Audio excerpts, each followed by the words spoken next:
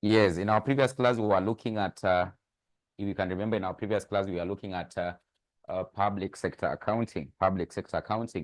So we were able to introduce how public sector entities undertake their accounting. And of course, we were able to mention that in this case, when you talk about public sector entities, then these are like government agencies, for example, in this case, ministries. For example, we could be talking about maybe parastatals. We could be talking about, for example, in this case, public schools. So there's a way in this case they'll be able to undertake their accounting, and they're actually guided by the International Public Sector Accounting Standards, IPSAS, by the IPSAS, International Public Sector Accounting Standards. So they follow this particular kind of standards to be able to do what, prepare their books of accounts, so maybe what, financial statements. So that is what we discussed in the previous class. And of course, we looked at, in this case, the benefits of being able to adapt IPSAS. And of course, in this case, what are some of the challenges that in this case will arise in regard to adapting what you're calling what IPSAS? Sometimes you say there can be resistance, maybe in this case by what? By interested parties. For example, in this case, the politicians. So there won't be political goodwill, for example, to adapt what? The IPSAS. And then in this case, for example, sometimes those who end up having to implement this kind of IPSAS, they are different countries. So they are actually different countries. They can be having their own local standards, which, for example, could end up having to conflict what the IPSAS are having to provide. So the adaptation of this kind of IPSAS might end up having to be, for example, be a challenge. So we commenced by looking at a question. We looked at September. The question we looked at previously was actually September 2015. It was question 5B. It was actually question 5B. And through that particular question, we were able to understand how, in this case, you can be able to develop the statement of financial position. And of course, you can be able to come up, in this case, with a statement of financial performance. So we looked at, in this case, how you can come up with a statement of financial performance. So this is what we would refer to, in this case, in our profit making or the other entities, what, as an income statement. Then also we were able to look at, in this case, the statement of financial position as the balance sheet financial position. So in our today's class, I was able to indicate, we'll be able to look at now, in this case, how they account with regard to what budgeting, Of course, if you come across this term budget, maybe you might have come across it maybe in management accounting, or maybe in this case, in any other area. You'll be told that in this case, this is where, for example, even if it is a profit-making organization, they'll end up having to come up with maybe a budget, maybe at the start of the period or the start of the year. Then in this case, they can end up having to compare with what they have been able to, for example, realize, or what they have been able to spend. When they compare, in this case, for example, the budget, they compare what they have budgeted for. When they compare what they have budgeted for, and of course, the actuals, when they compare with the actuals, then in this case, they're able to get, for example, a variance. And in this regard, with regard to, for example, public sector entities, for example, county governments, each and every year, you'll be told that in this case, there's a budget. So basically, the Cabinet Secretary of Finance is going to, in this case, do what? Present the budget statement. So the budget, then of course, in this case, they'll work towards how they can be able to finance this budget. So in this regard, we talk about budget, the budgeted. These are just estimates. They are able to come up with in this spend. Maybe they end up having to spend, or maybe realize as well. But along the year, they'll now have the actuals of what they have been able to spend, what they have been able to provide as an. So if you compare what was actually budgeted for and of course the actuals, it will bring a variance between the two. Therefore, in this case, this variance can end up having to be maybe favorable.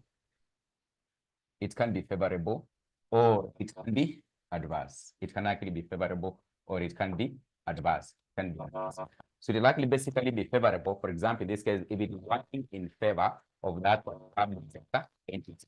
we can be able to say, for example, it is working in favor. For example, they estimate maybe with regard to education.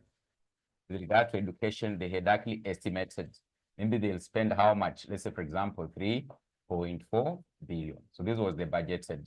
But now, actually, what was actually maybe in this case, what, 3.1 billion. So you can see in this case, probably they ended up having to have a variance here of 0.3. This one will be favorable because they didn't exceed what they had actually budgeted. They didn't exceed what they actually budgeted for. So that is what you're going to look at today. This example, but they end up having to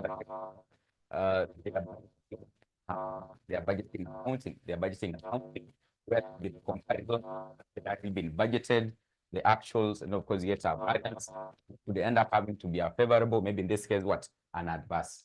Would actually be an adverse. So to be able to comprehend what you are trying to discuss here, then I want us to look at a question. I want us to look at a question.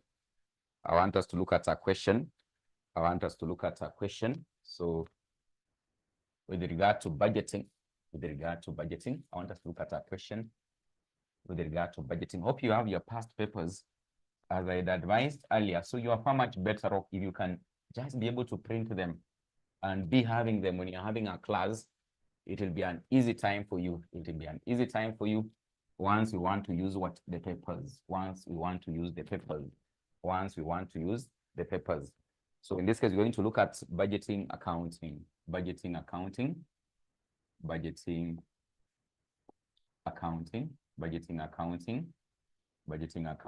is under IPSAS. This one is under IPSAS number 24. IPSAS number 24. And the question you're going to look at, it is December. So you open this question December. The question is December 2013, question number 5, A and B. 2013, question number 5, A and B. So you can open it. So please inform me once you've been able to open it. Inform me once you've been able to open it. Once you've been able to open it, you can inform me. You can inform me once you've been able to open it. So there are past papers which I've even shared today on the group. So you can just open that batch, then go to December 2013, question number 5, A and B. Question number 5, A and B.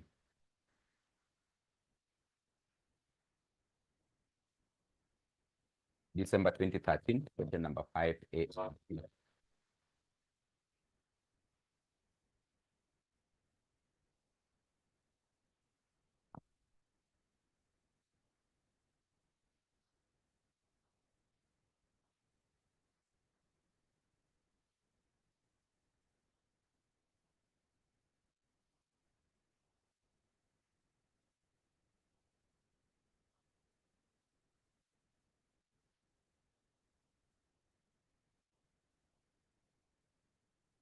If you've been able to access it, you can inform me whether you've been able to get December 2013, question number 5.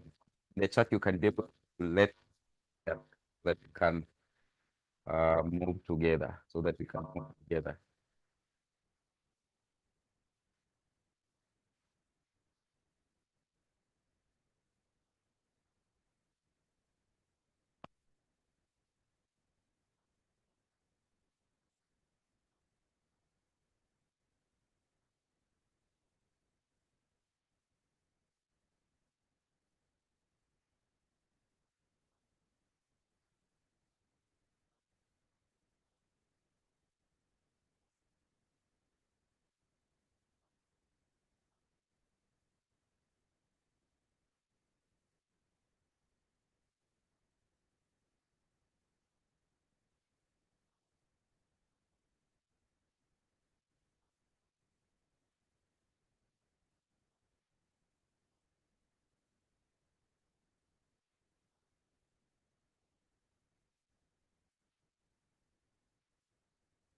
So it is on page number, I think 53, page number 53.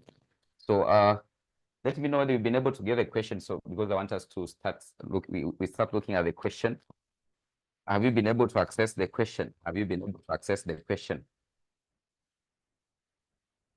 Have you been able to access the question or not yet? I can see Johnson Kilo says yes, he has been able to access the question. What about the rest? What about the rest? I can see David Gitonga says yes. David Gitonga says yes. David Gitonga says yes. What about the rest? Actually, they have to be able to say. Ruben, Mumbi, Mohammed, Masi, Sarah, have you been able to access? It is on page number 53. I think it's page number 53, yes. Page number 53. Page number 53. So you can see Mohammed says yes, he has been able to access. Page number 53, Mumbi. So page number 53. So the question says, part A, with the reference to international public sector accounting standards, that is IPSAS, explain 4 benefits that would accrue to your country in adopting IPSAS. Then Roman 2, describe 3 challenges your country could face in adopting accrual accounting what practices. Accrual accounting what practices. Accrual accounting what practices. So for these accrual accounting practices are a part of what in this case is actually recommended under what IPSAS. Essentially, they're just having to ask you to, for example, explain what are the difficulties or maybe challenges when you adapt to what IPSAS. And if you can recall, I think we were able to look at it in our previous discussion. If you can recall, in our previous discussion or previous class, we looked at the benefits of adapting IPSAS and, of course, part of the challenges when you adapt what IPSAS. So we'll focus on part B. So the following information was obtained from the Ministry of Finance for the fiscal year 30th June 2012. So required, so you can see that we have in this case payments. In this case, we have the required. A budget outturn for the Ministry of Finance for the year ended 30th June 2012 in accordance with the requirements of international public sector. IPSAS number 24, IPSAS number 24, presentation of budget information in the financial statements. Presentation of budget information in the financial statement. So of course, you can see in the first column, we have what was actually budgeted for. And because now in this case also we have what we are calling what the actuals. We have the actual what was actually spent. What was actually spent. So in this case, we'll be able to find out what are, for example, in this case, what the variances, what are the variances? And these variances we are having, as we've been able to indicate, you'll, in this case, identify whether it is maybe a favorable or an adverse variance, a favorable or an adverse variance. So we can be able to just, in this case, what you do, you can just copy, you're having to see there. You can just copy what you have. So we, whether these variances are favorable, you compare what was budgeted and actually what they realized, what they budgeted for and what they actually realized. So the budgeting accounting, for example, in this case, having to account with regard to the budgets in this case, will present the information as this. So we have the budgeted,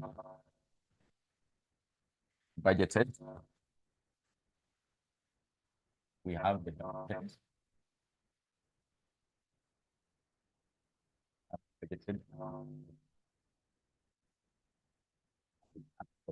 the budgeted, and we have the actual. So we can have our column like that. So this is the budgeted.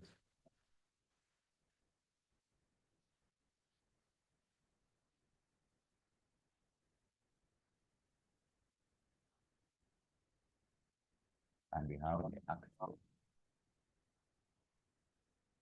So this is in shillings of millions, shillings of millions, shillings of millions, shillings of millions, shillings of millions. So like this case, we'll be able to identify what was actually the variance, what was actually the variance, what was actually the variance. So we will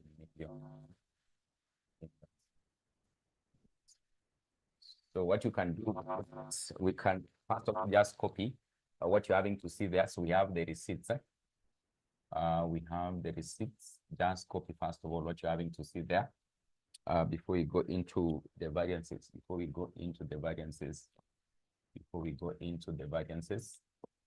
so we have the receipts. So the receipts here, we have revenue from taxes, revenue from tax. In this case, they had budgeted to collect 600 million. But in this case, in reality, what they collected was 552 million. Then borrowings, other revenues, other receipts they were expecting, they expected they would borrow. They were expecting they would do some kind of borrowings. So that is from maybe nationally or from in their country, or basically foreign borrowing. So that is 400,000, and was what they actually borrowed was 380,000. So foreign here, foreign 160,000 million. They actually borrowed from the foreign market 320 million. Grants, we have grants. So grants have IMF and World Bank. So from IMF and World Bank, we had budgeted from IMF and World Bank 80 million. 80 million, but actually what was actually 100 million. 100 million. They got 100 million. Other government agencies,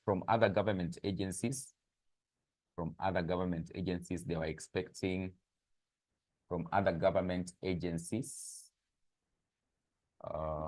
expecting in this case to get 60 million. They were expecting to get 60 million, but they ended up having to get 64 million. They got 64 million. And the payments, what they ended up having to pay out, the payments in this case. So for education, this Ministry for Education, they were expecting in this case to spend 600 million, but they spent how much? 536 million. They ended up having to spend 536 million on defense. They were expecting to spend 120 million, but they spent 80 million. 80 million. And on government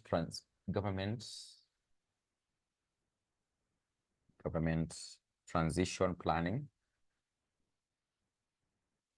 So transition in the governments, they were expecting to spend 10 million on transition, but they spent 115 million. They spent 15 million.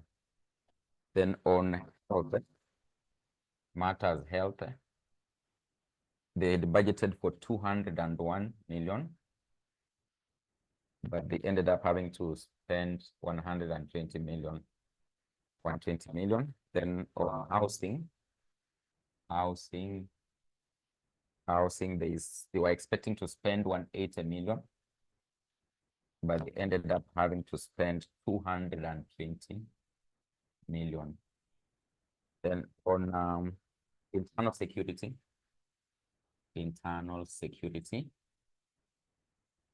we're expecting to spend 240 million, but they spent 300 million. 300 million. Then other expenditures, they were expecting in this case to spend 160 million, but they ended up having to spend 240 million. 240 million. So this is basically what they had actually budgeted for, and what you're supposed to get here, it is the variance. From what they had actually budgeted. You compare with what the actuals. So for example, when you start with the first one here, you can see Revenue from tax, they were expecting to raise how much? 100 million. But they ended up having to raise how much? 552 million. So what is the variance there? The variance is, what is the variance there? So they were expecting in this case to spend 600 million, but they actually realized they didn't spending, but they collected how much? 552 million. So the variance here is actually 48 million, 48 million, 48 million, 48 million. So as I've already been able to say that when you talk about a variance having to be favorable, because you're having to say they can either be favorable or they can end up having to be adverse. They can either be favorable or they can end up having to be adverse. So a variance will actually be favorable if it is actually to the advantage. If it is actually to the advantage of what over the entity, of that entity, or maybe what public sector entity. So let's say, for example, in this case, they had budgeted they'll collect 600 million, but they collected 520 million. Do you think it was in their favor or it was adverse? Do you think it was in their favor or it was actually adverse? According to you, do you think this one was actually in their favor or it was adverse? I can see T says adverse. I can see T says adverse. I can see Sam says what? Adverse. Adverse. So of course it was actually adverse, because in this case, if you had budgeted, you'd collect a revenue of 600 million, but you collected less, it is not actually in your favor, because you need to get this money. So that the deficit of 48 million, you'll have to look somewhere else. So it is exactly what? It is exactly adverse. And if it's exactly adverse, we normally put it as what? As a negative. As a negative. As a negative. Then in this case, for borrowings, in this case, from the nationally in the country, they were expecting in this case they'll be able to borrow 400 million. And of course, in this case, they only borrowed how much? 380 million. So the difference here ends up having to be what? 20,000. 20,000. 20,000. Is it adverse or favorable? Is it adverse or favorable? Adverse or favorable? Is it adverse or favorable?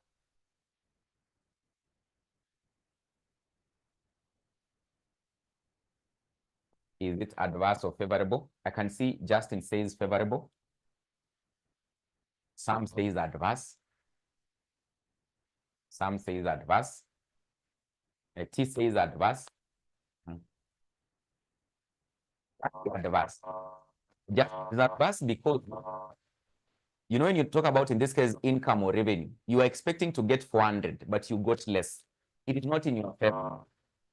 It's not in your favor. It's just like in this case, for example, you could be negotiating for a salary increment with your employer. Then in this case, you are expecting the employer will increase the salary by 40,000, but it by how much? 20,000. So what you collect from your employer is less by 20,000. It means that it's not in your favor.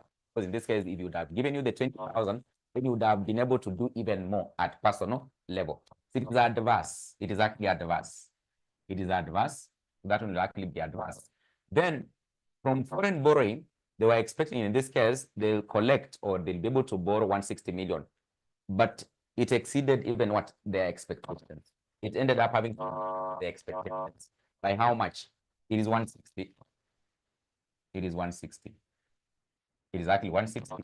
So just, is this one favorable or adverse? Justin, is this one favorable or adverse? It is favorable. I can see in this case, you are saying favorable. I can see my sound is not okay.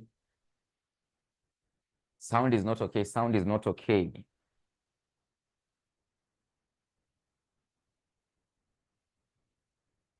Sound is not okay. Sound is not okay. I can see Sam says favorable. Johnson Kialo says favorable. Yeah, it is of course favorable. So you don't put that negative, so it will remain like that. It is 160. Then in this case, grants, they were expecting to get 80 million, but they got what? 100. So it exceeded their expectation by how much? 20 million. So that is basically in their favor. Exactly in their favor. So that one was actually favorable. So you don't actually put a negative. Other government agencies, they were expecting to get 60 million, but they got what? 64 million. So it exceeded their expectations by how much? 4 million. So this one will likely be what will be favorable because they were able to get more revenue. They were able to get what more revenue, more revenue. So when you go to this side of payments, then in this case, the reverse will basically be arguing in the reverse, in the opposite. So for example, in this case, on education, they were expecting in this case to spend 600 million, but they spent how much? 536. So the difference there is actually how much? 64. It is 64 million. Exactly what 64 million. Is this 64 million, is it favorable or adverse? Is it favorable or adverse? Is it in their favor or it is adverse? It is favorable because in this case they spent what? Less. They spent less. Then on defense, they were expecting to spend 120 million, but they spent 80.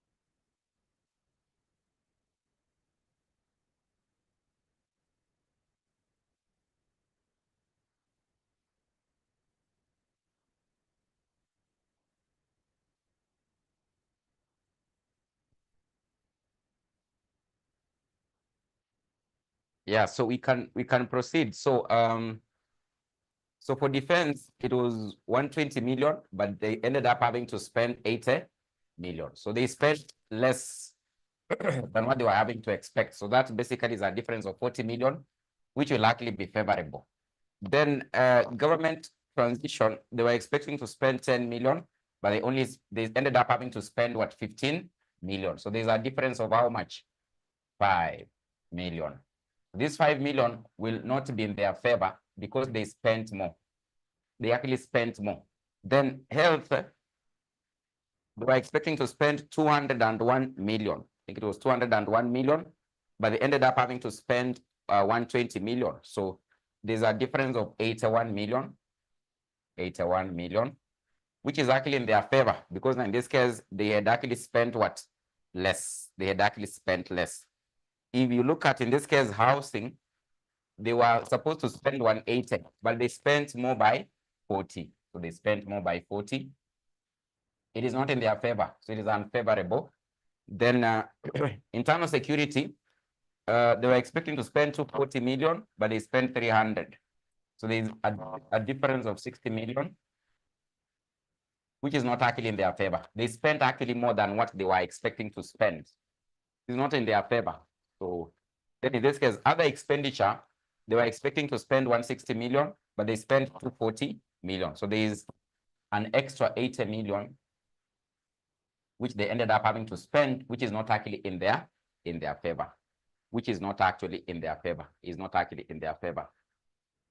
So these are basically the variances, the deviations that ended up having to arise. So maybe in this case, they can be able to use the deviations and, for example, find out what could have been the cause, maybe for overspending or under collection of revenue. So that is basically what can be able to tell them whether in this case, they may be utilizing their resources as expected, or they're not actually utilizing the resources as actually expected. So you'll be able to get the difference. You can be able to get the difference. You can get the difference. So first of all, you can get the total here of the receipts. You can get the total of the receipts here. Then, of course, also, you can end up having to get the total of what? Of the expenditure or the payments. So what is the total of the receipts here? Up here, the figure here. The total of the receipts there. The figure for the total of the receipts here. If you add these ones up to here, the total for the receipts 116 what? Million. So 116 million. It is 116 what? Million. What about the total of the payments? The total of the payments? The total of the payments, you are getting how much?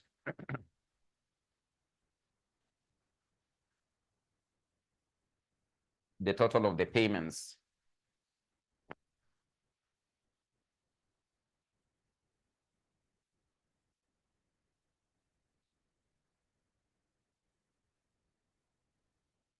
You're getting 0. Should be able to get 0. Yeah, 0 is correct. 0 is correct. So when you get the difference between the two, it will give you the net cash flows. The net cash flows. The net cash flows. The net cash flows. The net cash flows. Which in this case, you'll be able to take. You'll be able to take in this case the 116 million there. 116 million there. Then either you can add or maybe you can less this amount. So you can add or maybe less that particular amount there. So eventually, in this case, it comes to a figure of 116 million as the net cash flows. It comes to a figure of 116 million as the net what? Cash flows, as the net cash flows, as the net cash flows. So it is favorable. Exactly what favorable is a favorable variance. Overall, it's a favorable what variance that they ended up having to realize overall when you compare the receipts and actually what payments, the receipts and actually what the payments. So that is basically, in this case, you come up with the budget statement, or in this case, they can do what we call what budgeting accounting as per IPSAS number 24, as per IPSAS number 24. So you can attempt an assignment. You can be able to attempt an assignment. So assignment to attempt.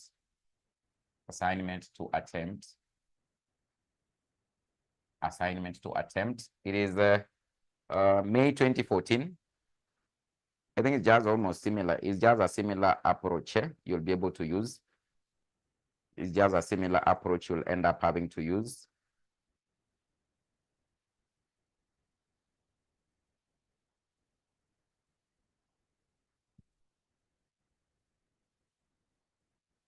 It is May 2014, question number 5C, I think so. May 2014, question number 5C. Yeah, May 2014, question number 5C. May 2014.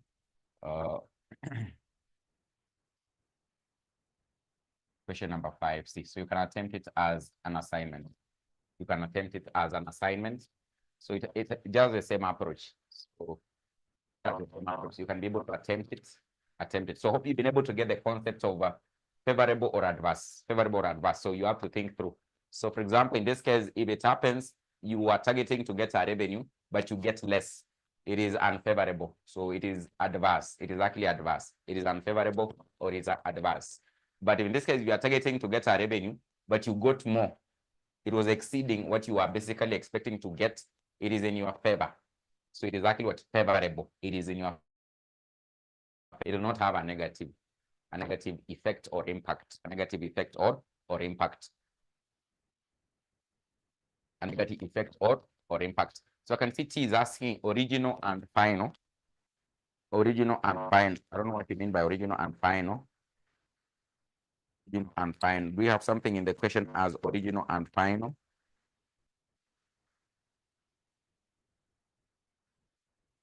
Oh, I can see you asking in the assignment. In the assignment, let me look at the question.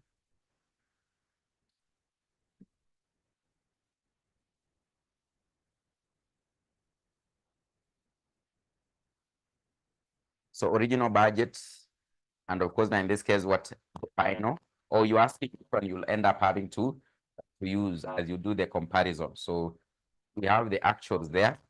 You know, in this case, you have the original budget. Then of course, now in this case, you have what the final budget. We have the final budget. So you'll compare the final budget and of course what the actuals. Compare the final budget and the actuals. The final budget and actually what they are. Because in this case, what finally in this case they ended up having to have as a budget, what is actually in the final budget. It's in the final budget. So you compare the final budget and actually the actuals to be able to get what the variances, to be able to get the variances,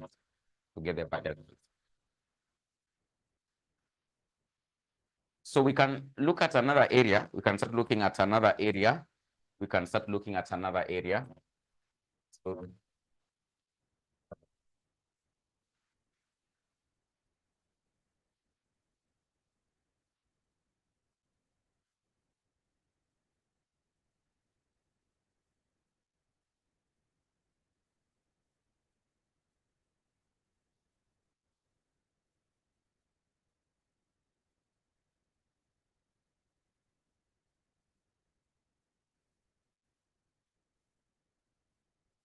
So I want us to start looking at what we call financial statements.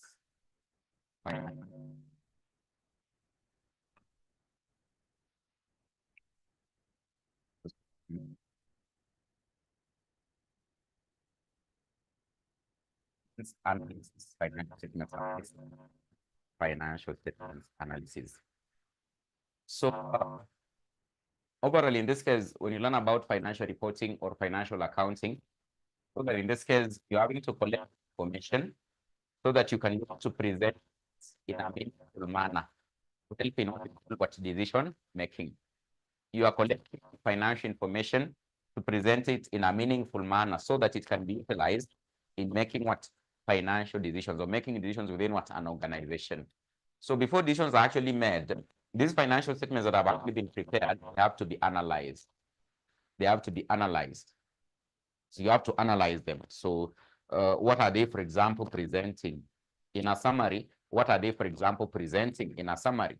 So before they, for example, in this case, they can use them for decision making, there'll be an analysis having to be done, And of course, in this case, through the analysis, it can be the management of an organization.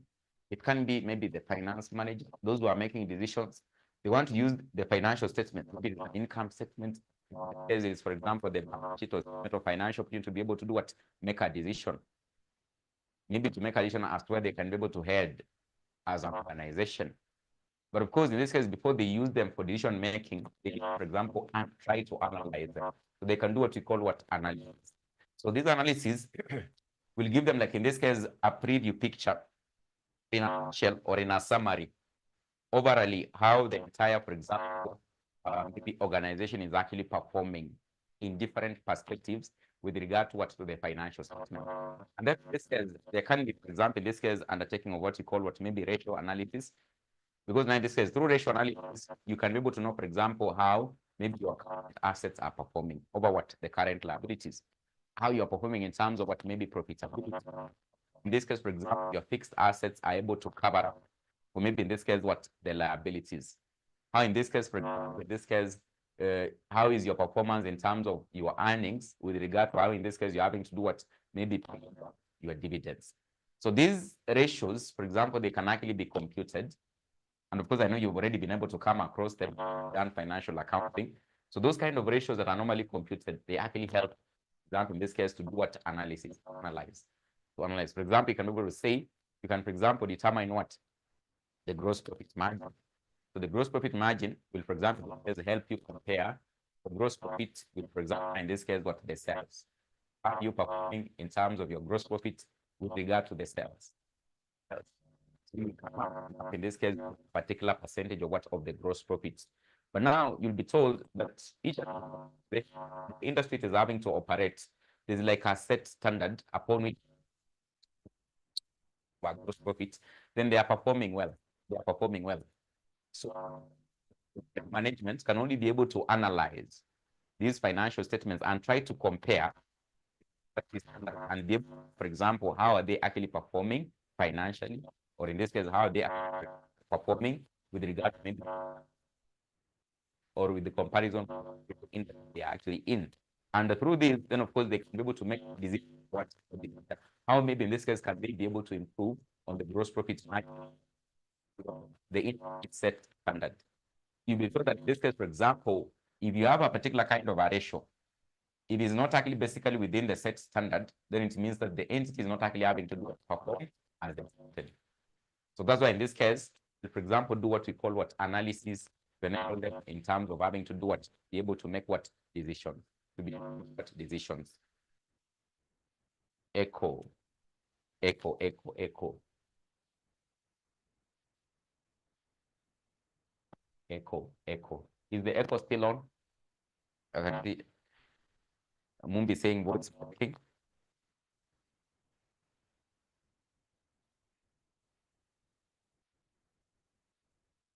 Is the voice still breaking?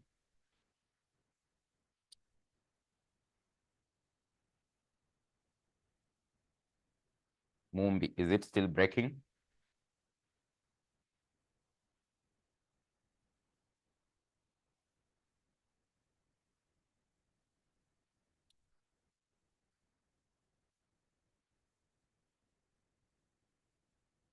So when I move to the board is when it starts. Huh? It is okay now. It is okay now. So I don't know what is the issue. I don't know what is the issue.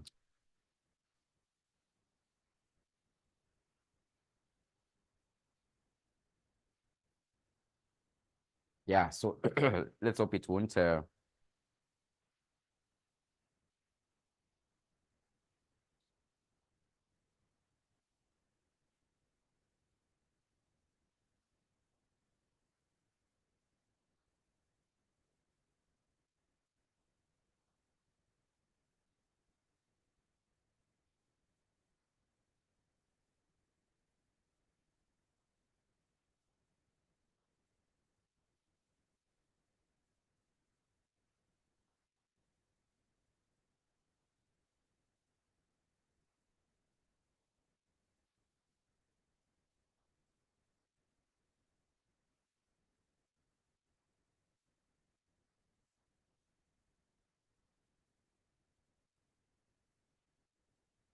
Yeah, so we can write something. We can be able to write something about financial statement analysis.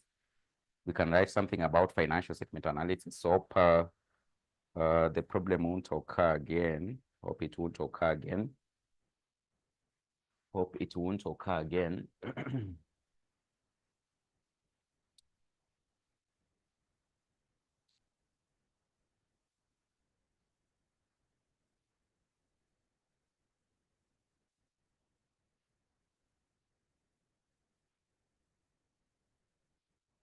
So financial statement analysis. So you can be able to write, you can be able to write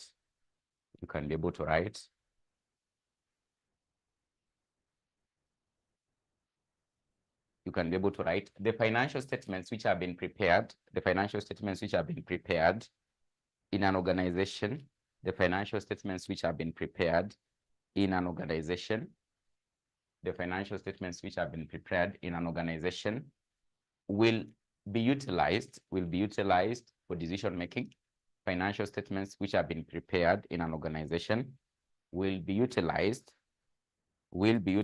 for decision making. Financial statements which have been prepared in an organization will be utilized for decision making. Financial statements which have been prepared in an organization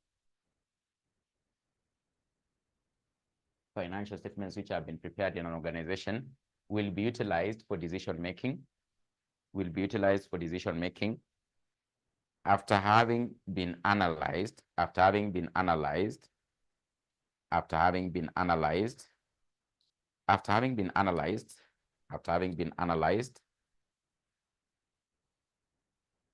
by using the following tools. After having been analyzed by using the following tools. So in this case, we can have which tools can you be able to use to analyze? After having been analyzed using the following tools? So you can write number one. So number one, in this case, you can say ratio analysis.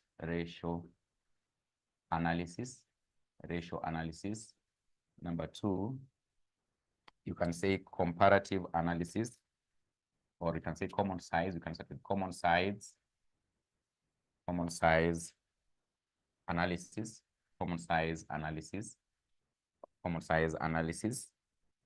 Then of course, now in this case, we have what we call comparative analysis.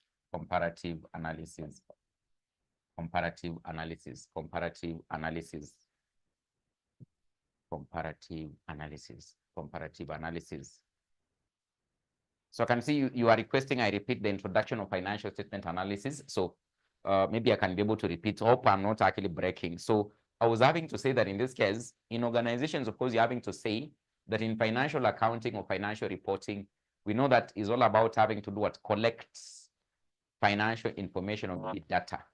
Then in this case, we can be able to present this financial information or maybe data into meaningful what information, to help in what decision making.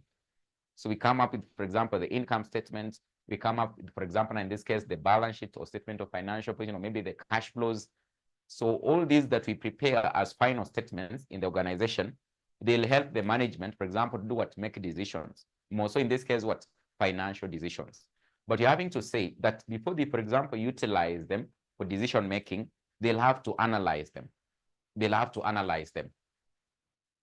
So they'll use this kind of tools, for example, to be able to analyze them. The reason why in this case they have to analyze, you know, in this case, when you look at, for example, in this case, just the balance sheet as the way it is, you look at, for example, in this case, maybe the income statement as the way it is, it would, for example, in this case, help you so much, for example, in this case, to do what? Make a decision. Unless, in this case, for example, you try to analyze it by coming up with, for example, what may be the ratios. So in ratios, for example, in this case, in your financial accounting, you might have been told that in this case, for example, you can come up with a number of ratios. So you have to say, for example, if you come up with profitability ratios, you can be able to, for example, compare the profitability ratios with the set or recommended standard that's supposed to be achieved with such kind of what, for example, an entity in the industry it is having to operate. Maybe in this case, you'll likely be told that, for example, for a company that is actually in a pharmaceutical industry, that the expected gross profit margin or net profit margin to be achieved by that kind of an entity, the industry standard is normally, let's say, for example, maybe what, 25%. So when they, for example, compute the profitability ratios, like, for example, it is maybe what, 80%. It means that they're not actually having to what, meet the target, the expected standard for the industry. It means that as they move forward, they need to make a decision. What could, for example, be not to be able to have what a favorable what ratio. So that in this case, they have to do them and enable them to make decisions as to what, for example, they can be able to what maybe face the future. So in this case, they'll use an tool to do this kind of analysis to enable them to make it. So therefore, in this case, they can use what you are calling analysis statement and the comparative analysis. Those are the ones we're going to look at this case at how they can, for example, is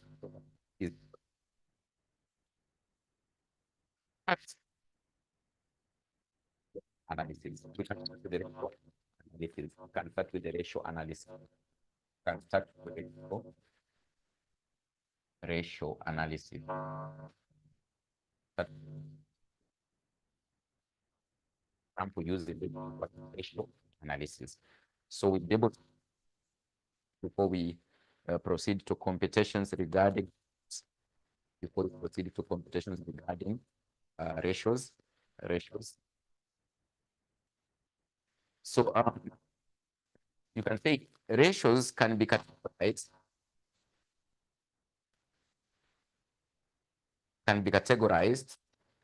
into 5 categories as follows. Ratios can be categorized into 5 categories. I.e., ratios can be categorized into 5. I.e., number 1, you can be able to have what we call liquidity ratios. Liquidity ratios. You can have, in this case, profitability ratio. Profitability ratios.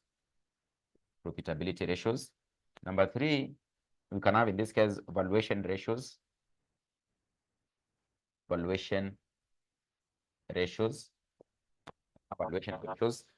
Then we can be able to have all gearing ratios. Gearing, or in this case, you can call it leverage.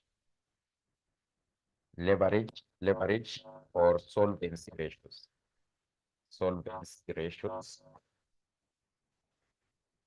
Then also we can be able to have the final categorization as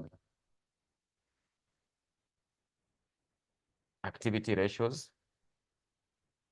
which sometimes we can end up having to refer to as what maybe asset utilization,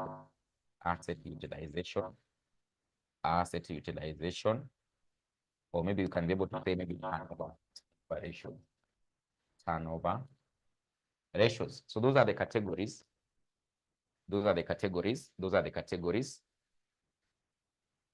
we are taking, in this case, liquidity ratios, profitability ratios, valuation ratios, gearing ratios, leverage ratios, or what we call solvency ratios, then activity ratios, asset utilization ratios, or turnover ratios. I can see Gitonga is saying it has begun again. Imeanza tena. Hope you've been able to capture them. Have you been able to capture them? Liquidity ratios, profitability ratios, valuation ratios, gearing ratios, activity ratios. So we can start in this case with liquidity ratios. We can start in this case with what? Liquidity ratios. We can start in this case with the liquidity ratios. We can start with the liquidity ratios. Let's start with the liquidity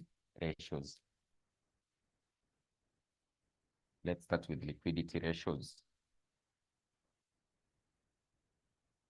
Liquidity ratios. So liquidity ratios.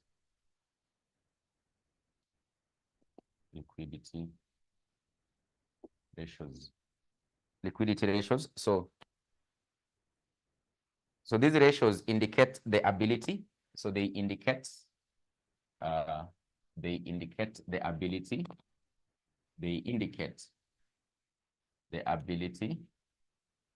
They indicate the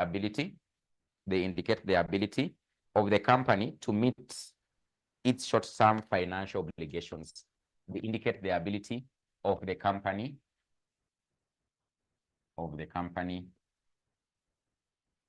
to meet It's short-term obligations.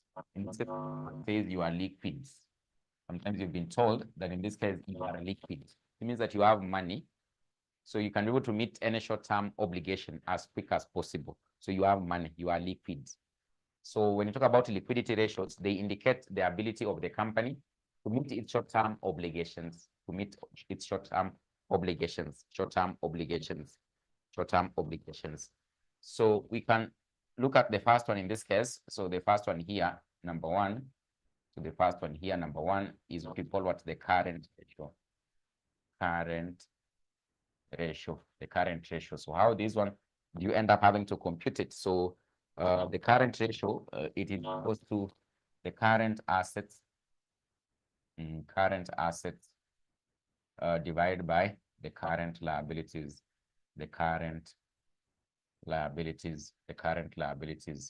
So we divide the current assets divided by the current liabilities. So it indicates the number of times current liabilities can be paid out of what current asset. It indicates the number of times, can be able to write. It indicates the number of times. Current liabilities. It indicates the number of times current liabilities can be. It indicates the number of times current liabilities paid out of the current assets. Number of times current liabilities can be paid out of the current. It indicates the number of times current liabilities can be paid out of the current assets. The recommended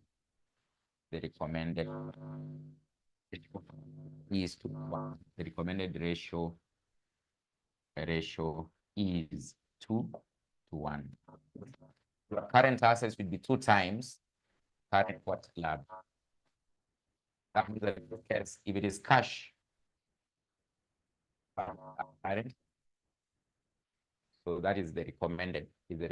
But if it's the other way around, it means that you cannot actually be able to meet your short-term obligations as soon as possible. For example, if you have a short-term loan, you cannot be able to pay it because your current assets you have, which you can easily convert into cash, are not enough for those liabilities. So the ratio here, it should actually be like this: 2:1. 2:1 will be recommended. Will be the most recommended ratio. Will be the most recommended. So if it is more than 2, the better. More than 2. Always in this case, that you are playing with your working capital so that it can actually be like this. Playing with your working capital so that the ratio can actually be like that. So the ratio here, what we call the quick ratio.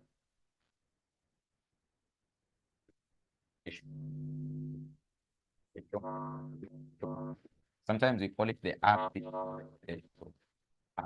test ratio. Or what we call the acid test ratio. So in this case, the quick to get the quick ratio, actually current minus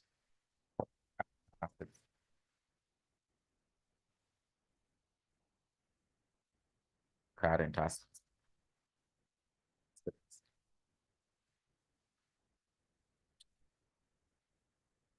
Assets minus the stock or inventory, the stock current.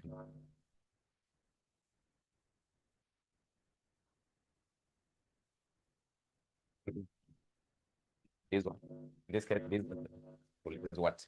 Yes, less the stock. So why do you are having to less the stock? So that in this case you can come up with the current that you can easily convert to cash as soon as possible. You less the before you sell goods, can take time. You can end up having to stock because you won't be able to convert into cash as soon as possible. Only basically move it and remain those assets you can easily convert. You remain with that cash at bank. In this case, to cover what the current benefits. So you can be able to write this about the quick ratio. It indicates the ability of the company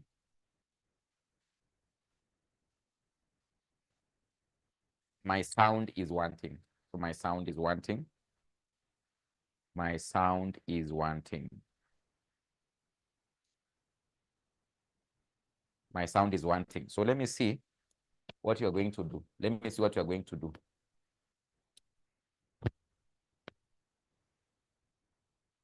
Let me see what you're going to do. So just in a minute, you can have a break of like 10 minutes. You can have a break of like 10 minutes. 10 minutes. I'm going to tell you what you're going to do.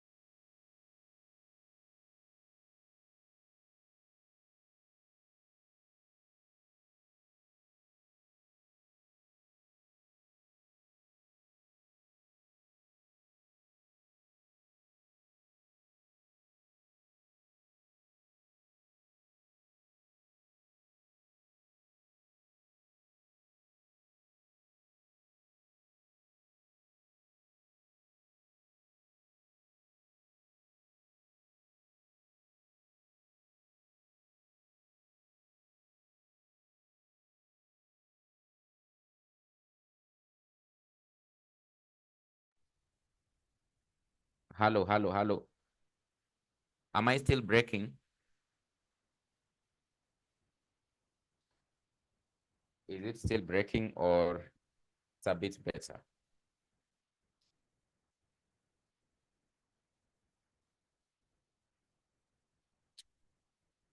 You can confirm whether it is still breaking or it is a bit better. I can see Mumbi says it is clear.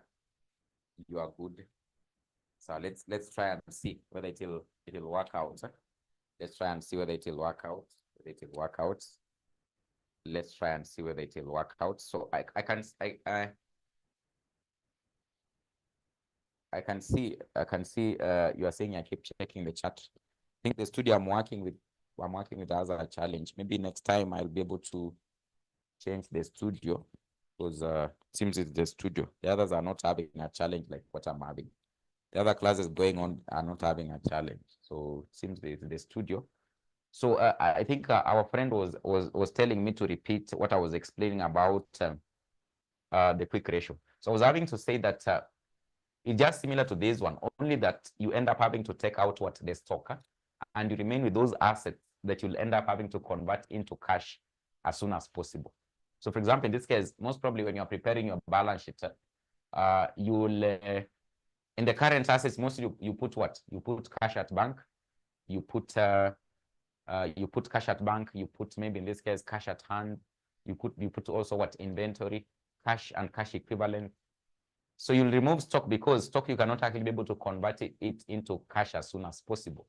So you want to be very quick. You want to be very quick in terms of having what cash so that you can be able to cover up what for your liabilities. So that's why in this case you'll end up having to remove what stock.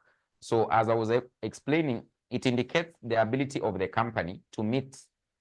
It indicates the ability of the company to meet the current liabilities from its most liquid current assets.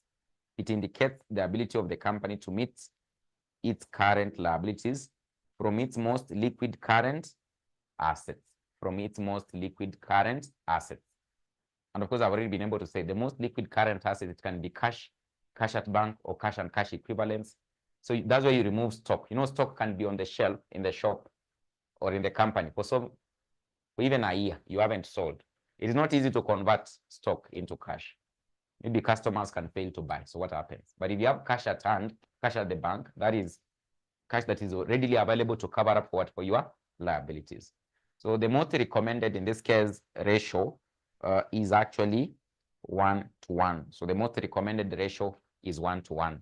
So the most recommended ratio is 1:1. 1:1. So they should be able to match 1:1. 1:1. The most recommended ratio is 1:1. 1:1.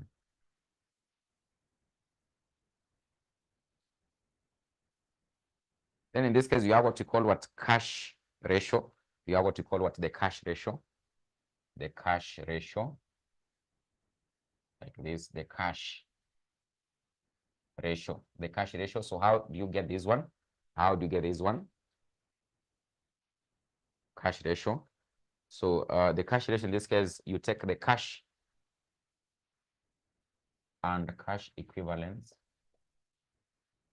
Cash and cash equivalents. You divide by the current liabilities. The cash and cash equivalents, you divide by the current liabilities. Is the cash you have and the assets you can easily convert into cash, only those ones. Only those ones. Then in this case, you compare with what your current liabilities. So you'll get what we are calling what the cash ratio. The cash you have and the assets you can easily convert into cash as soon as possible. Maybe in this case, it can be, for example, what you have some money in terms of what a government bond. You know, in this case, you can easily convert that government bond into what? Into cash. When you, for example, maybe dispose it off. So the cash that you have and the assets that are basically can be categorized as cash equivalents, they're the ones in this case you compare with what? The current liabilities. The current liabilities. So it indicates, you can be able to write and say, it indicates the ability. It indicates the ability. It indicates the ability. It indicates the ability of the company to meet current liabilities. To meet current liabilities from the cash and cash equivalents. It indicates the ability of the company to meet its current liabilities from the cash and cash equivalents. From the cash and cash equivalents. From the cash and cash equivalents. Cash and cash equivalents. From the cash and cash equivalents. Cash and cash equivalents. Full stop. Then you can be able to say cash equivalents can include, what are cash equivalents? Cash equivalents can include treasury bills. Cash equivalents can include treasury bills. Can include treasury bills. Treasury bills or bonds. Can include treasury bills or bonds. Cash equivalents can include treasury bills or bonds. So those ones you can easily convert them into cash as soon as possible. So that's why we refer to them as what? Cash equivalent. So you compare with what you have as cash and compare with the current liabilities. So it will enable you, for example, to be able to know how quick can you actually end up having to, for example, pay up this kind of liabilities in regard to this current liabilities if you compare with what the cash equivalent, maybe the cash you have at hand, then in this case, we can look at another category of ratios. We can look at another category of ratios. Those are the liquidity. We can look at another category of ratios. So another category of ratios. Another category of ratios. In this case, you can be able to write valuation ratios. So number 2, valuation ratios, valuation ratios, valuation ratios, valuation ratios. So they are used to determine, the value of the company. They are used to determine the value of the company.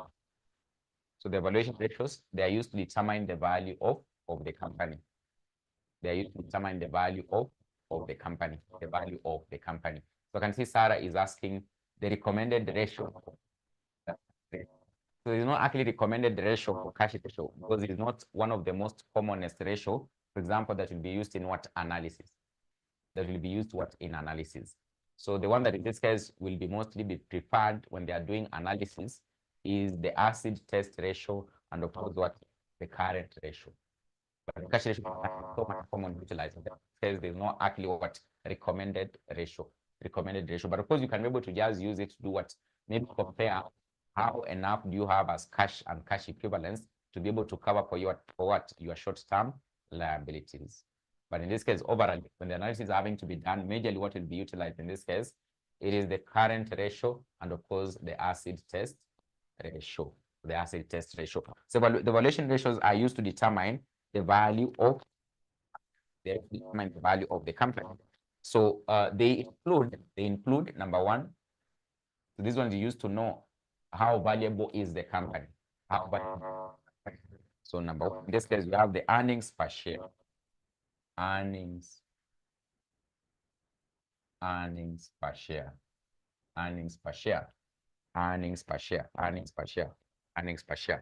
So this one here is earnings attributable. So the formula here is earnings attributable to ordinary shareholders. Earnings attributable to ordinary shareholders. Earnings attributable to ordinary shareholders. Over the number of ordinary shares fully issued and paid over the number of ordinary shares fully issued, number of ordinary shares fully issued and paid, So that's why in this case you get the EPS. So in short, we normally call it what? EPS. So the earnings attributable to ordinary shareholders. So what they're supposed to be able to get, so in this case, you divide by the number of ordinary shares fully issued and actually what paid. So of course, this one, maybe this is what dividends. So because the earnings that are normally distributed to the shareholders is what we call what dividends. So maybe in this case, you can actually be told that the dividends distributed to the shareholders out of the profits was actually very much. So basically the earnings from the profits which they have been able to distribute to the ordinary shareholders.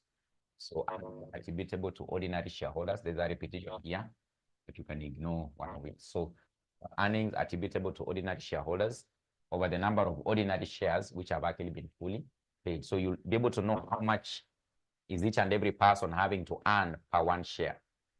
So because it's over the number of ordinary shares, over the number of ordinary shares. So the ratio indicates the profitability. The profits available. The ratio indicates the profits available to each shareholder. The ratio indicates the profits available to each, not shareholder, but to each share held by an investor. The ratio indicates the profits available to each share held by an investor. To each share held by an investor. The profits available to each share held by an investor. Held by an investor.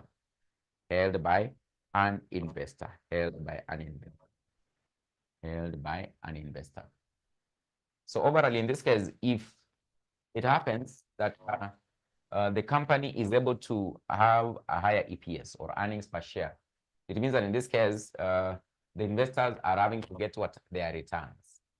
The investors are having to do what? Get their returns. And therefore, in this case, the company will be so much highly valued. In this case, if it can be able to do what? Meet a higher return per share to the shareholders. But if it happens the company is not, for example, meet a higher return to the shareholders, it means that the performance of the company is not actually so well. And therefore, in this case, it won't actually be so much highly valued. So in this case, the higher the EPS, it means that the highly valued the company is. The lower the EPS, the company is not actually so much highly valued because it can be able, for example, not be able to provide a return to what? To the investors, Then you have, in this case, dividends per share. Dividends per share. Dividends per share. Dividends per share. Dividends per share. Dividends per share. Dividends per share. So sometimes we refer to it as DPS. So DPS is equal to, in this case, total dividends declared and paid. Total dividends declared and paid. Total dividends declared and paid, you divide by, in this case, the number of ordinary shares. The number of ordinary shares. You divide by the number of ordinary shares. You divide by the number of ordinary shares. You divide by the number of ordinary shares. Alternatively, you can be able to take EPS, you multiply by the dividend payout ratio, the dividend payout ratio. But now, in this case, you can just be able to use what? The total dividends declared and paid, you divide by the number of what? Ordinary shares. So what does it indicate? I can say it indicates this ratio, actually, when you compute it, it indicates the actual cash received. It indicates the actual cash received by an investor. It indicates the actual cash received by an investor as dividends. It indicates the actual cash received by an investor as dividends for each share held. For each share held. Each share held. It indicates the actual cash received by an investor as dividends for each share held. For each share held. For each share held. For each share held. So the dividends that, in this case, an investor has actually been able to get for each and every share is actually having to hold the company. Then number 3, we have what we call dividends yield. Dividends yield. Dividends yield. Dividends yield. Dividend yield. So number 3, we have what we call what? Dividends yield under valuation ratios. We have the dividends yield, dividends yield, dividends yield.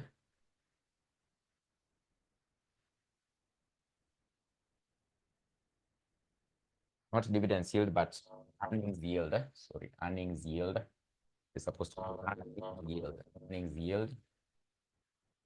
Earnings yield. The earnings yield. Earnings yield. So the earnings yield, sometimes we just abbreviate it as EY. So it is equals to market price, if earnings per share over the market price per share is equals to the EPS. So the EPS you computed in number 1, you divide by the market price per share, the market price per share, then you multiply by 100%. So earnings per share, you divide by the market price per share. So this one, if you can't remember, you can write in full. So the earnings yield is equals to earnings per share over the market price per share. So EPS is earnings per share. MPS is market price per share. EPS is market price per share. Is market price per share.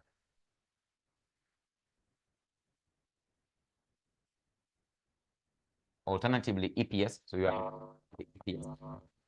Alternatively, EPS. I don't know what you mean by. So we're having to say that in this case, EPS is meaning earnings per share. One means market price. EPS is market price per share. So EPS is earnings per share. MPS means market price per share. EY is this one, earnings yield. So you can sometimes abbreviate. But now this one you multiply by 100%. You cannot, the other two, we were not multiplying by 100%. But if you're talking about a yield, it's supposed to be in a percentage. So you multiply by 100%. So it will be able to give you the earnings yield. the earnings yield. Then the next one is what we call dividend yield. Dividend yield. So the dividend yield.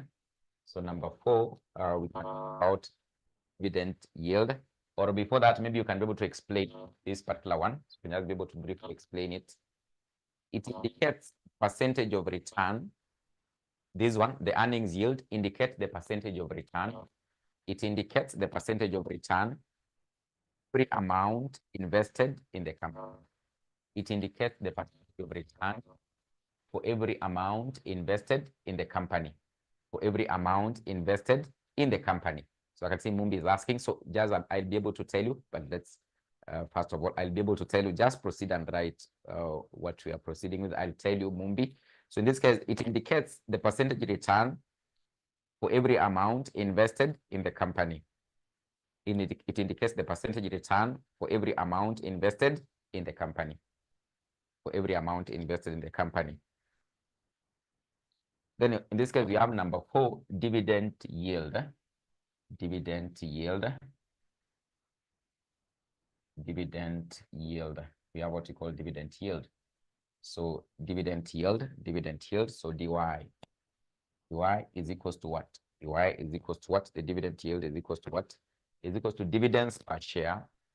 Dividends per share, or DPS, over, in this case, the market price per share. You multiply by 100%. So remember, DPS is dividends per share. So if you can't remember, you write it in full. You write it in full. So dividends per share over market price per share. You multiply by 100%. The dividend yield is equals to dividend per share over market price per share, multiplied by 100%. If you can't remember, please write it in full. Dividends per share over market price per share. So what is this ratio utilized for? It indicates the percentage of return. It indicates the percentage of return in form of dividends. It indicates the percentage of return in form of dividends. It indicates the percentage of return in form of dividends for every amount. It indicates the percentage of return in form of dividends for every return, for every return, for every return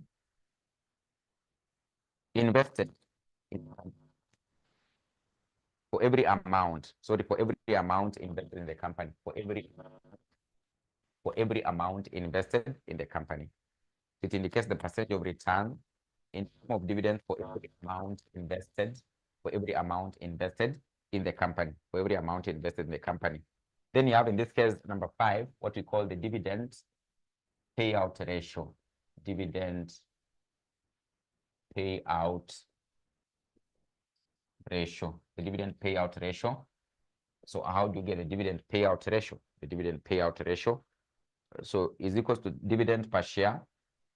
Dividend per share.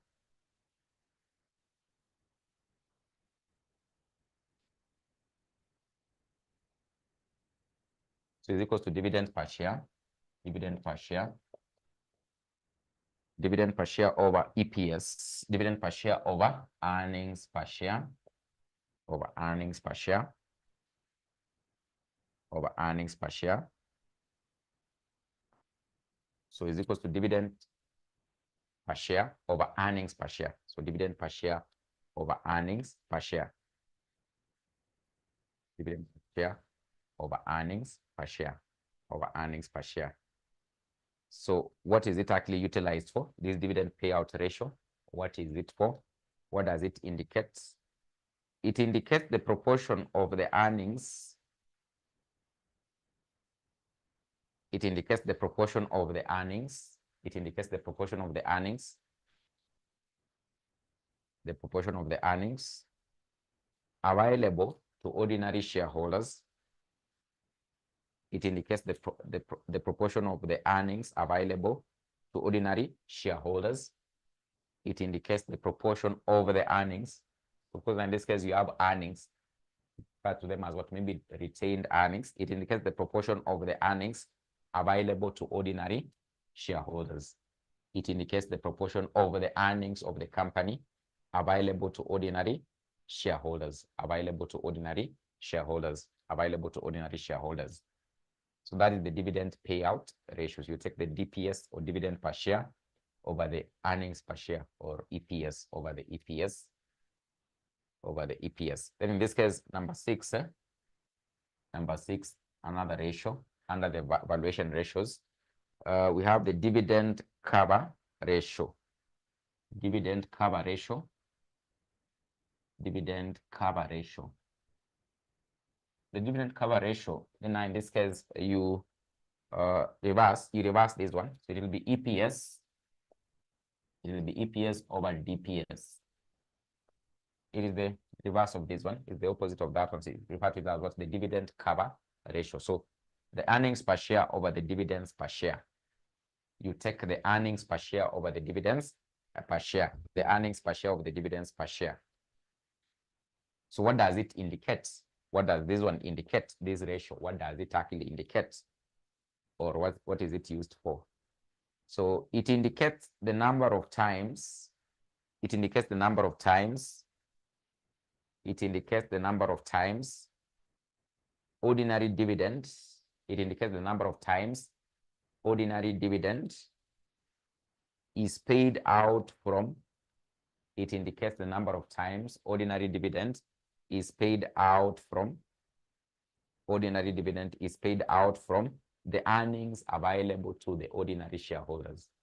The earnings available to the ordinary shareholders. It indicates the number of times ordinary dividend is paid out from the earnings available to ordinary shareholders. The earnings available to ordinary shareholders. The earnings available to ordinary shareholders. So these are basically the earnings per share. So you basically compare with how much you've been able to pay as other dividends. So how much are these earnings able to cover for this particular dividends? So when you get that, then in this case, it will be able to give you the dividend cover ratio, dividend cover ratio. Then the last one, number 7, is the price earnings ratio. Number 7 is the price earnings ratio. Is the price earnings ratio. Is the price earnings ratio, or PE ratio. Physical exercise. Is it physical exercise or PE ratio, or price earnings ratio? Physical exercise ratio. So PE ratio is equals to, in this case, the PE ratio is equals to, in this case, the PE ratio is equals, in this case, the market price per share, over, in this case, the earnings per share. The earnings per share. So you take the P, the price per share, over the earnings per share. So PE ratio. Price per share, the market price per share over the earnings per share. It will give you the PE ratio. So what does it show? Why would you, for example, compute this kind of a ratio? So you can be able to indicate, it shows the relationship between market price per share. It shows the relationship between market price per share and the earnings per share. It shows the relationship between market price per share and earnings per share. It shows the relationship between market price per share and earnings per share. And earnings per share.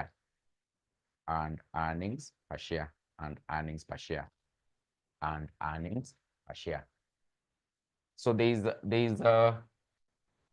one that, in this case, we were having to go through the other one. That was actually EPS. So Mumbi was asking about EPS, the alternative formula for EPS. EPS. Is it EPS or DPS? It is actually DPS. So the alternative formula for DPS would be DPS would give you 10 Also, you can be able to, in this case, get the DPS by taking the EPS or earnings per share. You multiply by, in this case, the dividend payout ratio. You multiply by the dividend. You multiply by the dividends payout, dividend payout ratio. Take the earnings per share. You multiply by the dividend payout ratio. You can be able to see it is here. Now, is it cross multiplication? So what we are told in mathematics, it is, you can see the dividend payout ratio is here. So you do what you call cross multiplication. You multiply by this one, so you'll get, you can remember that kind of math in mathematics. So the dividend payout ratio is here. So this is the alternative, Mumbi. So Mumbi you've been able to get. So I wanted that to first of all go through this one, then we can be able to connect. So this is the alternative formula for EPS. And of course, you can be able to derive it from this formula. So you do the cross multiplication, your DPS will be equal to EPS. EPS, you multiply by this one. You multiply by this one. So that is basically how, in this case, you can alternatively get what you're calling the DPS. The DPS. The DPS. So those are some of the ratios that, in this case, for example, you can be able to utilize in terms of having to get what's the evaluation ratios, the evaluation ratios.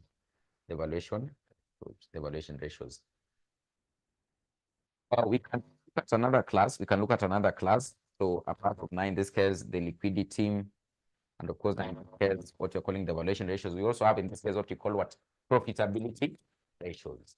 Profitability ratios. Those are very easy. You have gross profit margin, net profit margin. So these are the ones that we've been able to do evaluation. They are the ones you have to be very keen about the formula. You are likely to forget the formula very easily. Just remember the formula. So in this case, you have the profitability. And we are talking about what profitability ratios. Profitability ratios.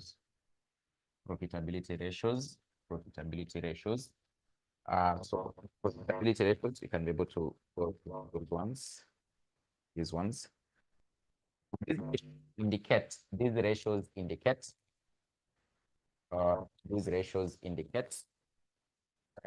Voice. Don't know whether it is back. Is it back? Is it back or not yet?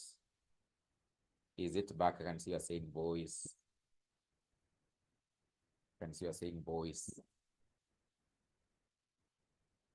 Is it back or not yet?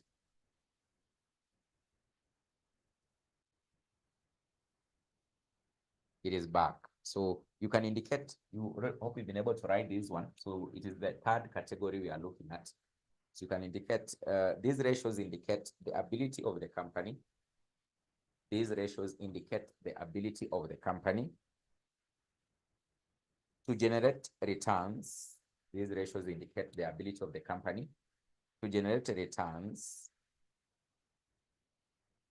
These ratios indicate the ability of the company to generate returns in relation to generate returns in relation to investments, and sales, in relation to investment and sales, in relation to investment and sales, in relation to investment and sales, in relation to investment and sales. Full stop. They include, so number one, you can start with the gross profit margin. Number one, you can start with gross profit margin ratio. Gross profit margin. So this one is equals to GP over the sales multiplied by 100%. The gross profit margin is equals to GP, or gross profit over sales multiplied by 100%. Then in this case, you have the net profit margin. Net profit margin is equals to net profits over the sales multiplied by 100%. Multiplied by 100%. be able to get the net profit margin. Net profit margin. So that's how you get it. Then operating profit margins. What we call operating profit margin. These are the another ratio, the operating profit margin. Operating profit margin ratio. So this one you end up having to take the earnings before interest and tax, earnings before or EBIT, earnings before interest and tax, earnings before interest and tax. You divide by the sales. You divide by the sales, you multiply by 100%. So you get the operating profit margin. Operating profit margin. So earnings before, in this case, you get, for example, you remove earnings before, in this case, you remove interest and tax. You divide them by the sales. You divide them by the sales. You multiply, in this case, by what? By 100%. By 100%. By 100%. By 100%. By 100%. By 100%. Then we can be able to have, in this case, number 4, return on investment. Return on investment. Return on investment. Return. What are you getting as a return on the investments you've been able to make? Return on investments. Return on investments. But sometimes they can be able to say return on total assets. Return on total assets. What is the return you are getting on your total assets? So this one, you'll take the net profits over the total assets. Is equals to the net profit over the total assets. Then in this case, you multiply by 100%. You multiply by 100%. So sometimes in this case, this net profit, you can be able to say earnings after tax. Earnings after tax. So you can say the net profit or earnings after tax. Earnings after tax. So that's why in this case, this kind of earnings we are having here is earnings before interest and tax. But this one is earnings after tax. You can say net profit, or you can say earnings after you've been able to, for example, eliminate what tax is when you get what the net profit. Or you can just be able to say net profit over the total what asset. So alternatively, here we would have been able to say maybe earnings after tax over sales, or net profit over sales. Alternatively, we can also say EAT, earnings after tax over sales. So you can just say over net profit over what? Over the total assets. Net profit or earnings after tax over the total assets. So in terms of how much you've been able to invest in assets, are you generating, for example, enough what profit? It means that if you have enough or adequate assets, they should be able to enable you to generate more what profit, because you have what enough resources in terms of what assets. So the more assets you have in this case, the more you can be able to do what utilize them to generate more profit. You can compare, for example, in this case, in terms of what you are making as a profit and the total assets you have. So are they, for example, this is enabling you, for example, to generate what's more net profits. So it indicates the percentage. Maybe you can just go right briefly about is what return on investment or return on total assets. It indicates the percentage of return. It indicates the percentage of return from the utilization of what of total assets. It indicates the percentage of return from the utilization of what total assets. It indicates the percentage of return from the utilization of what of total assets. Of total assets. Then number 5, we have in this case return on equity. Number 5, it is return on equity. Return on equity. Return on equity is actually return on equity. Return on equity. So in this case, ROE, we call it ROE. ROE is equal to return on equity is equal to, in this case, net profits over equity. Net profits. We've been able to say, you can say earnings after tax over the equity multiplied by 100%. Remember, this is talk about equity here, is what has been put in as what as capital. It can include ordinary share capital and maybe permanent what share capital. So that constitutes what the equity of the company. So you compare your net profit with that equity. What you've been able to put in as capital, is it enabling you, for example, to generate enough what profit? So you can do to know whether I'm putting in more capital, but is it actually really enabling me to generate much profit? If I compare the profits I'm making and the much capital being able to put into this company, is it actually, for example, in this case, enabling us to get more earnings after tax, more earnings after tax? So you can briefly just write something briefly about the return on equity, just indicator. It indicates the percentage return. It indicates the percentage return. It indicates the percentage return of the company from utilization of the equity holders' funds. From the utilization of the equity holders' funds, or you can say the shareholders' funds or equity holders' funds. From the utilization of the equity holders' holders' funds. From the equity holders' funds.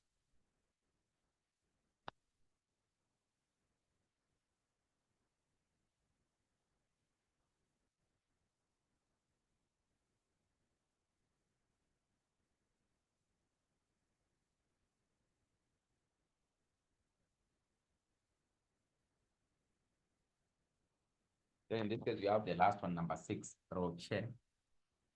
ROCE, or referred to it as what? Return on net assets or return on capital employed. Return on net assets. Return on net assets or return on capital employed. Return on capital employed. Return on capital employed. In this case, we'll be able to say ROCE. Return on capital employed is equal to ROCE, or return on capital employed is equal to net profits. Net profits, return on capital employed is equal to net profits, which you've said you can also be able to refer to as what? Earnings after tax. Net profits over the net assets. The net assets, or in this case, you say what? The capital over the capital employed, over the capital employed, over the capital employed. So the net assets employed over the capital employed, then you multiply by 100%, by 100%. So the net assets here, you will take the asset, total asset minus the liability. So when you take the total assets, you minus the liabilities, you get the capital employed. So once you do that, then you take net profit, you divide by that. You divide by that, you'll be able to get the ROCE. So the capital employed or the net asset, you take assets, total assets, minus the liabilities. In this case, eventually, you'll be able to get what? You'll be able to get the capital employed, or what you are referring to as what? As the net assets. Then you can be able to do what? In this case, get what? The ROCE. The ROCE, or the return on what? Capital employed. The return on capital employed. Adjust the board. Adjust the board. Yeah, so adjust the board. Adjust the board. So ROCE is equals to net profits, or you've been able to say, you can say EAT. This net profit. Sometimes when you look at the income statement, they would have given you EAT. So it means you use EAT as what? As the net profit. So then EAT over the net assets over the capital employed. You're having to say the net assets, you take the total assets, you minus what the liabilities, you'll be able to get, in this case, the net assets, or what we're defining for as what? As the capital employed. As the capital employed. So I leave a brief assignment. I leave a brief assignment. You can look at it, but that is what you'll be able to pick up from. So I can give you like 2 questions. You can be able to just be looking at them. But that is what you'll be able to pick up from. Then you'll be able to understand how you can end up having to come up with what they propose. But let me leave this one. You can look at this question. It was tested in December 2022. December 2022. December 2022, question 4. December 2022, question 4. December 2022, question 4. So December, now in this case, question you can be looking at December 2022, question 4, but I will go through the other remaining 2 categorizations of ratios. And I think you'll be able to look at this one as part of the sample questions you'll be able to look at. And I think you can be able to start looking at analysis. You can start looking at common size statements, common size statements, common size statements. But of course, you can just look at another question. Is the one you'll be able to look at as a regarding look at this one as you prepare to class with that ratios, then you can look at these illustrations. Then it will start looking at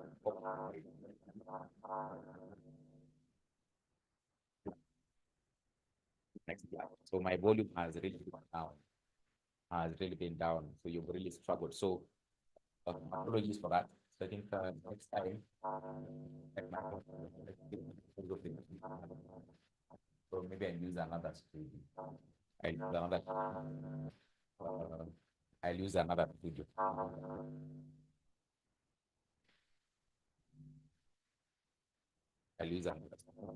So I've gotten your complaint. Yeah, so let's end there. So I'll use another studio. As I'm having to say, I think I can see you people have really struggled. But hope you've been able to write something. As I was writing on the board, so that you haven't gone blank in everything. But I think it's because of the studio I'm having to use. So I'm having to say I'll be able to change maybe the studio. So you'll get a far much better studio for the FR class. So thank you very much. And you people enjoy the weekend. So let's catch up in the next class. Let's catch up in the next class. Let's catch up in the next class.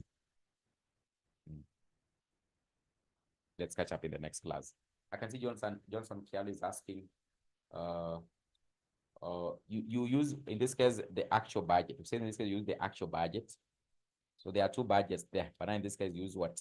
The actual budget with the actuals. So the actual budget with the actuals. You compare the 2, then you can be able to get what? The variances. You can get the variances. Otherwise, thank you very much. So enjoy your weekend.